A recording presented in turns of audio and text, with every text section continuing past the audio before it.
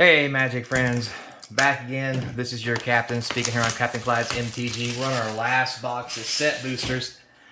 As you guys probably know, I run these box opening series kind of in advance, so some things that happen we get to hear about later in the Magic world after these videos have been filmed.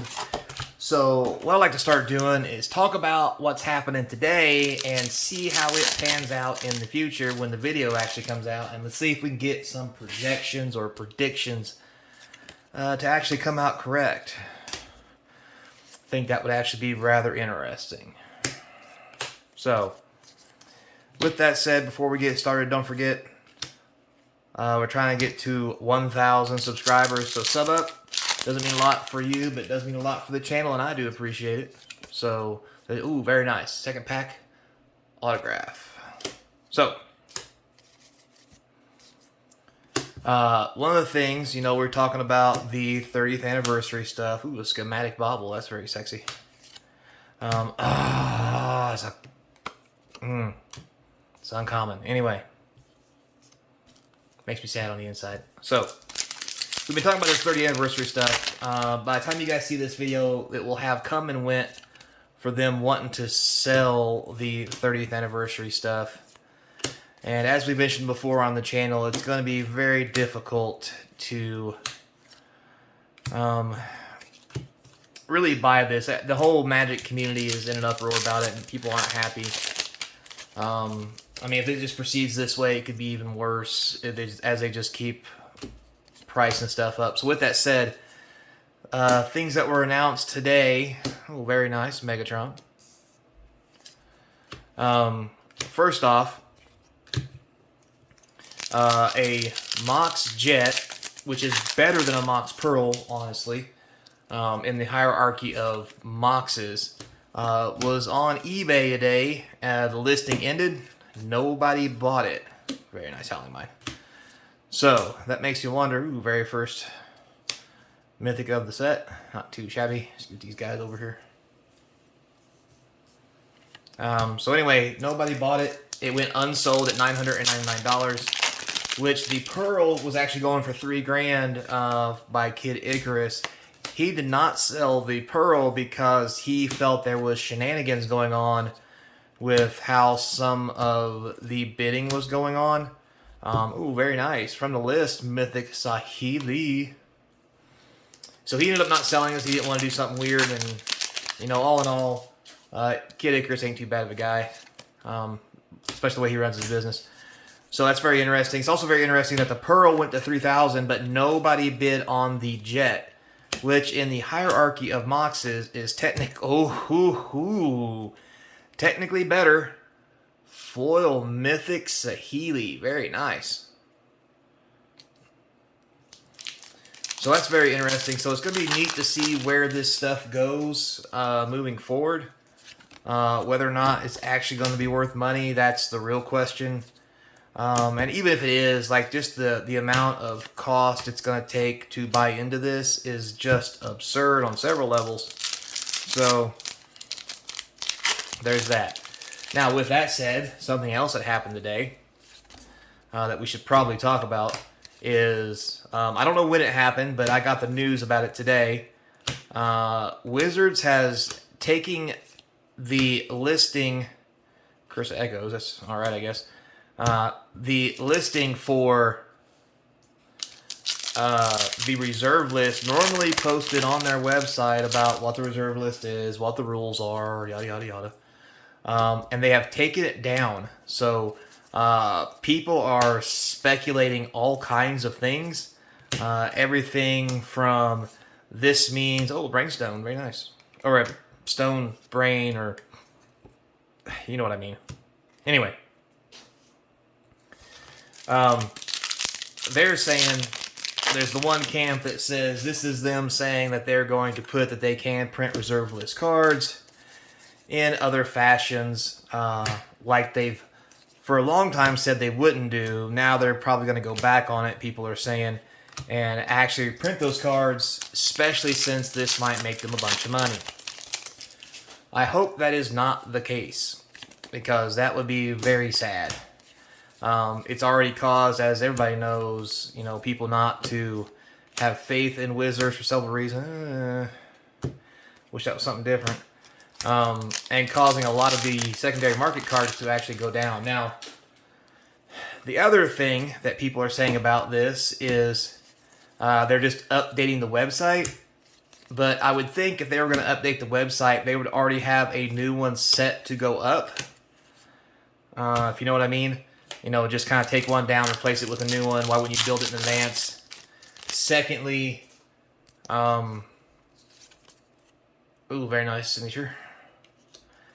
If that was also the case, they wouldn't need to take the website down for long periods of time without it. So a lot of people, Pledge Loyalty, very nice, Urzus. So the longer it stayed down, which is honestly most of today, people are really getting nervous about what they're going to do moving forward. And to be honest, I am kind of too. Now, with that said, very nice Prowler. Ooh, and a Mind's Eye. Wow, 3 mythics in this pack. Awaken the Woods, very nice. Steel Exemplar. That's a great pack. It makes me nervous too. Now, at the end of the day, I don't think it's going to have a total impact on the market to the point where it's going to destroy it. At least not yet. But at the same time, a lot of reasons that I collect... Oh, very nice mythic. Ooh, a foil third path. That's very good. I collect because I like the cards, so... I mean, yeah, do I want them to be worth money? At the end of the day, I do. Also, at the end of the day, I'm going to keep the cards I normally would keep so I could play because I love the cards. I love the game. That's just who I am. Thopter Foundry. So... there's that. I mean, as always, we'll have to wait to see how everything plays out because it's going to be very interesting on the choices that Wizards makes moving forward. It will also be very interesting to see if people do the right thing, or the thing everybody says is the right thing at least, and people actually boycott the 30th anniversary or their other products, trying to hurt Wizards even more to make them... not put it back the way it was. Oh, very nice Saheeli. The second Saheeli. And hopefully get them to change what they're doing with the game so that it's not destroyed and still can be a collectible game that people want to play. But we're going to have to wait and see. Arcane Proxy. Very nice. Another mythic. I think the big trick to that is going to be... lost my train of thought. Is what's it going to look like in the long run if they just start reprinting? For example, Rudy himself has already admitted that he is taking a lot less product than he used to. He sells a lot less product. And if they're just going to reprint everything to oblivion anyway, the older cards will be worth more to a collector who really wants them. But at the end of the day, will that matter? And will it be enough to float people? Very nice. Outside the game who just want to play for fun. So it's going to be a very interesting ride I think we're on moving forward. At the end of the day, obviously you see that I opened several boxes myself. If it gets too wacky or too wonky, I probably will quit buying boxes to open. Just because I'm not going to invest in something that's worthless just to get cards. Because at this point, the cards are getting so cheap, you literally could just buy the entire set. That's a great signature. You could buy the entire set worth of cards for half the price of what it is I'm doing these box openings for. And if that's really the case, I just don't think people... Oh, nice. Hey, Death or Glory rare. Interesting. I don't think people will buy the product. Some people will still crack the sealed stuff, and that'll be whatever, right? Maybe the bigger shops. But at the end of the day, if it's cheaper to just buy it as singles, it's really going to slow down the secondary market. Oh, very nice. Brothers War. Commander rare. And we'll put that down here, I guess. It'll really slow down the singles market because... Oh, Loveborn Muse. That's pretty sweet. Because just the big stores will crack boxes or take in cards on trade. The secondary market already is starting to show a lot of weakness because of all the stuff that's going on. So We're going to have to wait and see how it plays out. And honestly, too, we can think back to the stuff I'm talking about now, seeing how as all this stuff is this video will go live probably about 2 weeks after, roughly, the sale of 30th Anniversary Edition stuff. So it's going to be very interesting to see how all this plays out. What was Dragon Ramos? Hope it plays out the better for all of us, because I love the game, I love the play, and it would really make me sad to have to, you know, stop collecting.